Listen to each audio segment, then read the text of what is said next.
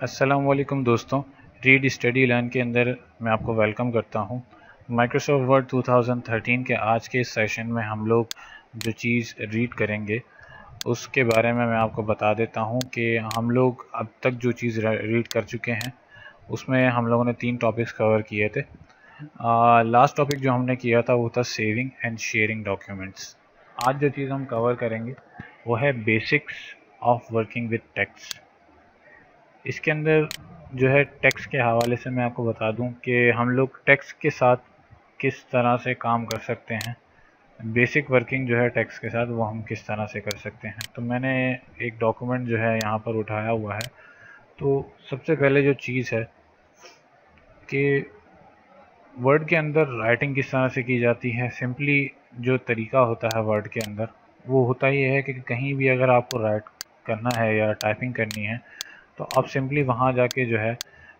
Click کرتے ہیں تو آپ کے پاس جو ہے یہ آپ کا جو کرسر ہے وہ بلنک کرنا شروع کر دیتا ہے اسی لوکیشن پہ۔ اب وہاں پہ آپ جو بھی لکھنا چاہیں وہ آپ لکھ سکتے ہیں آرام سے۔ کسی ورڈ کے بیچ میں اسپیس دینی ہے تو سمپلی جو ہے وہ آپ اسپیس بار استعمال کرتے ہیں تو اس سے جو ہے آپ ورڈ کے بیچ میں اسپیس دے سکتے ہیں۔ کسی لیٹر کے بیچ میں اسپیس دینی ہے تو آپ دے سکتے ہیں، اور کسی لیٹر میں اگر مسٹیک ہو جائے تو ڈیلیشن کرنی ہے تو آپ بیک اسپیس استعمال کریں، اور اس لیٹر کو اور اس ورڈ کو آپ جو ہے سمپلی آرام سے اور ایزیلی جو ہے آپ اس کو ریموو کر سکتے ہیں۔ پھر جو ورڈ کے اندر ایک چیز ہے کہ ہم لوگ ٹیکسٹ کو کاپی کس طرح سے کریں۔ تو ٹیکسٹ کو کاپی کرنے کے اس کے اندر 2-3 طریقے ہیں۔ ایک تو آپ اپنے ماؤس کے تھرو جو ہے وہ کاپی پیسٹ کر سکتے ہیں، اور دوسرا جو ہے وہ شارٹ کیز ہیں جس کے تھرو جو ہے آپ کاپی پیسٹ کر سکتے ہیں آرام سے۔ تو ماؤس کا جو طریقہ ہے اس کو کس طرح سے استعمال کیا جاتا ہے کہ جو ورڈ آپ نے کاپی کرنا ہے اس ورڈ کا فرسٹ لیٹر آپ نے سلیکٹ کیا کلک کر کے، اب اس کلک کو آپ نے چھوڑنا نہیں ہے، اس کو دبا کے رکھنا ہے اور ڈریگ کر لیا وہاں تک جہاں تک آپ کو کاپی کرنا ہے۔ جیسے ہی آپ یہ ڈریگ کر لیں گے تو آپ کے پاس دیکھیں گے کہ آپ ایک یہ چھوٹا سا پینل جو ہے آپ کے پاس اپیئر ہو جاتا ہے۔ اس کے اندر جو ہے آپ کو فونٹ کی جو فارمیٹنگ ہے وہ آپ اس کے اندر کر سکتے ہو، یہ آپشنل ہے۔ جیسے ہی آپ کوئی ورڈ سلیکٹ کرتے ہو تو یہ فوراً آپ کے پاس اپیئر ہوتا ہے جیسے ہی آپ کلک چھوڑ دیتے ہو۔ ہم بات کر رہے تھے کہ کاپی اور پیسٹ کس طرح سے کیا جاتا ہے یا کٹ کس طرح سے کیا جاتا ہے، تو یہ پہلے تو ہم نے کر لی اس کی سلیکشن۔ اب 2 طریقے ہیں اس کے اندر کاپی اور پیسٹ کرنے کے۔ ایک تو آپ کے پاس یہاں دیکھ رہے ہوں گے آپ کی کلپ بورڈ جو ہے آپ کو شو کر رہا ہے، اس کے اندر آپ دیکھ رہے ہیں کہ پیسٹ، کاپی، کٹ اور فارمیٹ پرنٹر۔ ابھی جو ہے ہم نے اس کی سلیکشن کی ہے تو ہم اس کی کاپی بنانا چاہتے ہیں، تو ہم کیا کریں گے، سمپلی یہاں سے کاپی کریں گے اور جہاں ہمیں پیسٹ کرنا ہے وہاں پہ آ کے ہم یہاں سے پیسٹ کے اوپر کلک کر دیں گے تو آپ کا وہ پورا ورڈ جو ہے وہ یہاں پر پیسٹ ہو جائے گا۔ آپ چاہیں تو پوری لائن کاپی کر سکتے ہیں، کاپی کریں، نئی لائن کریٹ کریں انٹر کر کے اور پیسٹ کر دیں، آپ کی پوری لائن کاپی پیسٹ ہو گئی۔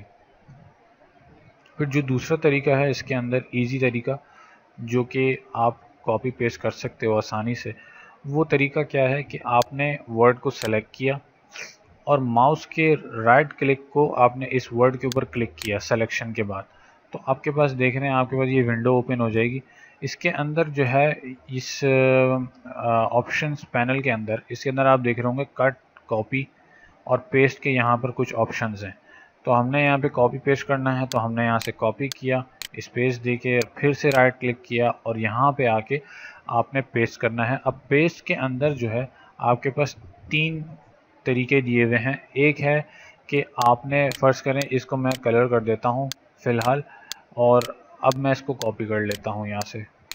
اب ہم یہاں پیسٹ کرنے لگے ہیں اس کو، تو اب میں چاہ رہا ہوں کہ میرا جو ٹیکسٹ میں نے کاپی کیا ہے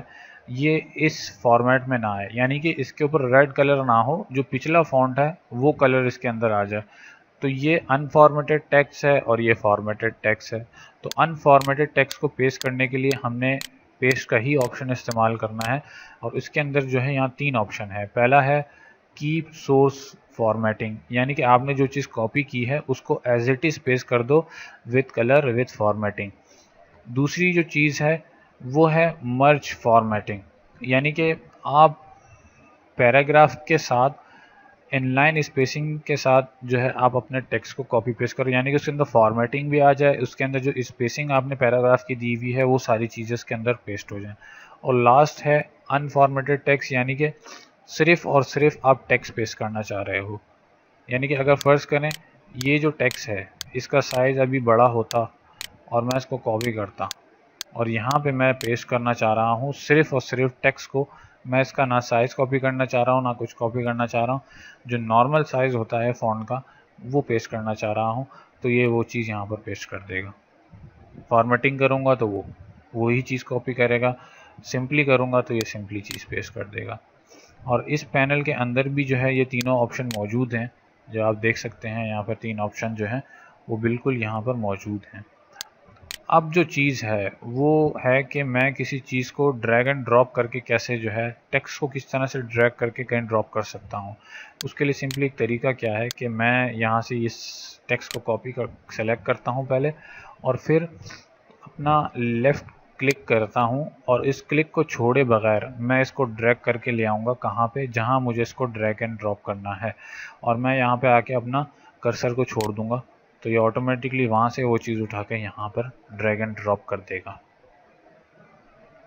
کٹ اینڈ پیسٹ کس طرح سے کیا جا سکتا ہے، آپ اس کے اندر ڈاکومنٹ کے اندر وہی سمپل طریقہ ہے، سلیکٹ کریں، یہاں سے کٹ کر لیں یا رائٹ کلک کر کے کٹ کر لیں، اور جہاں آپ نے پیسٹ کرنا ہے وہاں پہ آپ جا کے سمپلی پیسٹ کر دیں یا لیفٹ کلک کر کے پیسٹ کر دیں، آپ کی چیز کاپی پیسٹ ہو جائے گی۔ پھر اس میں جو لاسٹ چیز میں آپ کو بتانا چاہتا ہوں کہ ہمارے پاس جو یہ ڈاکومنٹ ہے یہ ابھی فی الحال ایک ہی پیج کا ڈاکومنٹ ہے، لیکن جب آپ کے پاس پورے یعنی کہ ڈاکومنٹس ہوتے ہیں، اس میں صرف ایک ہی پیج ہے، اگر اس میں فرض کریں 10 سے 15 پیجز ہوتے اور آپ کے پاس انلمیٹڈ جو ہے نا ٹیکسٹ ہوتا، ابھی 128 ورڈز ہیں، یہ اگر 10 پیجز ہوتے اور اس کے اندر 10,000 ورڈز ہوتے ہیں تو آپ کو کوئی ورڈ جو ہے نا سرچ کرنا ہے، فرض کریں آپ نے کوئی سلیکٹڈ ہیڈنگ جو ہے جو ریپیٹ ہو رہی ہے پورے ڈاکومنٹ کے اندر، یعنی 10 پیجوں کے اوپر اگر وہ ریپیٹ ہو رہی ہے اور وہ 20 ٹائمز ریپیٹ ہو رہی ہے یا 100 ٹائمز ریپیٹ ہو رہی ہے وہ چیز، فرض کریں کہ یوز جو ہے آپ کے پاس یا کور جو ہے جس طرح سے کور لیٹر لکھا ہوا ہے، یہ پورا ورڈ جو ہے اگر پورے آپ کے ڈاکومنٹ میں بار بار ریپیٹ ہو رہا ہے تو آپ نے اس کور کو جو ہے نا ریموو کرنا ہے، صرف لیٹر چھوڑنا ہے، تو یہ بہت مشکل چیز ہو جائے گی آپ کو اس پورے ڈاکومنٹ کے اندر جو ہے جگہ جگہ فائنڈ کرنا اور پھر اس کو جا کے چینج کرنا۔ تو اس کے لیے ہم لوگ کیا کرتے ہیں کہ فائنڈ اینڈ ریپلیس کا اس کے اندر آپشن ہے جو ٹیکسٹ کے لیے استعمال کیا جاتا ہے، اور یہ جو ہے آپ کے پاس ایڈیٹنگ کے اندر جو ہے آپ کو مل جائے گا کہ سب سے پہلے تو ہم نے کور لیٹر جو ہے اس کو فائنڈ کرنا ہے، تو ہم فائنڈ کے اوپر کلک کریں گے تو آپ کے پاس یہاں پر ایک نیویگیشن پینل جو ہے نا اوپن ہو جائے گا، یہاں پر ایک ٹیب ہے آپ کے پاس، اس ٹیب کے اندر آپ کیا کریں گے، آپ نے صرف اور صرف وہ ورڈ لکھنے ہیں جو آپ فائنڈ کرنا چاہ رہے ہو، تو آپ یہاں لکھو گے کور LETTER۔ جیسے ہی آپ اپنا ٹائپنگ کرنا چھوڑیں گے تو آپ دیکھ رہے ہوں گے یہاں پر اس نے ریزلٹ شو کر دیے کہ 2 ریزلٹس جو ہے آپ کے پاس فائنڈ ہوئے ہیں اس سرچنگ کے حوالے سے، اور اس ڈاکومنٹ کے اندر کہاں کہاں وہ لیٹر ہیں جو کور لیٹر سے میچ کرتے ہیں یہ آپ کو ہائی لائٹ کر کے دکھا دے گا۔ اب اس کے اندر جو ہمیں چیز کرنی ہے، ہمیں کیا کرنا ہے کہ ہمیں کور لیٹر کے اندر سے کور کو ریموو کر کے صرف لیٹر چڑھنا ہے، تو ہم ایڈیٹنگ میں واپس آئیں گے اور یہاں پر ریپلیس کا جو آپشن ہے اس کو سلیکٹ کریں گے اور آپ کے پاس یہ ایک ڈائلاگ اوپن ہو جائے گا، اس کے اندر آپ نے جو ورڈ لکھا تھا وہ آٹومیٹکلی یہاں پر آپ کو ڈسپلے ہو رہا ہوگا۔ اور سمپلی آپ یہ بھی کر سکتے ہو کہ اگر آپ کو فائنڈ نہیں کرنا، آپ کو ریپلیس کرنا ہے کوئی ورڈ، تو یہاں اس پہ کلک کیے بغیر آپ ریپلیس میں آئیں گے، سمپلی آپ کو یہ جو فیلڈ ہے وہ بلینک ملے گی، تو آپ کریں گے کیا، یہاں پہ آپ نے لکھ دیا کور لیٹر، اب مجھے کیا کرنا ہے، مجھے صرف کور کو ریموو کر کے صرف لیٹر چھوڑنا ہے، تو میں کیا کروں گا، میں وہی چیز کروں گا، پھر سے میں اس کو کاپی کر لوں گا یہاں سے اور یہاں پہ آ کے میں پیسٹ کر دوں گا۔ اب اس کے اندر آپ دیکھ رہے ہوں گے کہ 3 آپشنز ہیں۔ پہلا آپشن ہے فائنڈ نیکسٹ، یعنی کہ مجھے بتاؤ کہ کہاں پر ہے یہ والا لیٹر، تو میں کروں گا فائنڈ نیکسٹ، یہ مجھے اس کے اندر اس نے ہائی لائٹ کر کے دکھا دیا۔ اس کی ایک وجہ ہے جو آگے چل کے میں آپ کو بتاؤں گا کہ اس نے پورے کو کیوں ہائی لائٹ کیا، لیٹر کو ہائی لائٹ کیوں نہیں کیا۔ اب مجھے جو چیز کرنی تھی اس کے اندر وہ یہ کرنی تھی کہ میں اس لیٹر کو ریپلیس کرنا چاہتا ہوں، اس پورے ورڈ یعنی کہ ان دونوں ورڈز کو ریپلیس کرنا چاہتا ہوں صرف لیٹر کے اندر.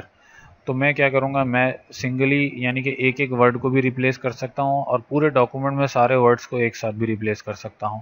تو میں یہاں پر کلک کروں گا ریپلیس آل. جیسے ہی میں ریپلیس آل کروں گا یہ دونوں ورڈ ریپلیس ہو جائیں گے لیٹر کے ساتھ.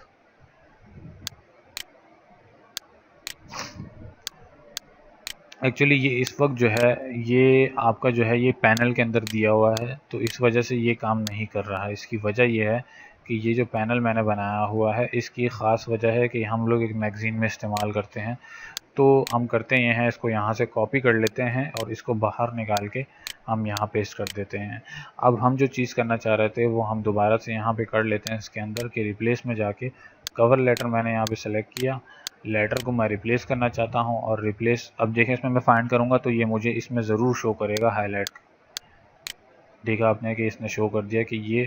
لاسٹ ورڈ تھا. تو اس کے بعد اس نے کہا we are finish share the document, کہ آگے کوئی ورڈ نہیں ہے اس فائنڈنگ کے حوالے سے. تو اب ہمیں کرنا کیا ہے کہ ہمیں یہ لیٹر ریپلیس کرنا ہے. تو ہم ریپلیس آل کریں گے اور یہ آپ کو دکھا دے گا all done we made 2 replacement, جو کہ یہاں پر ہونی تھی. دیکھا آپ نے یوز یور کور لیٹر کی جگہ لیٹر ہو گیا. اور اسی طرح ایک اور ورڈ تھا رائٹ آ کور لیٹر، اس کو کر دیا اس نے لیٹر.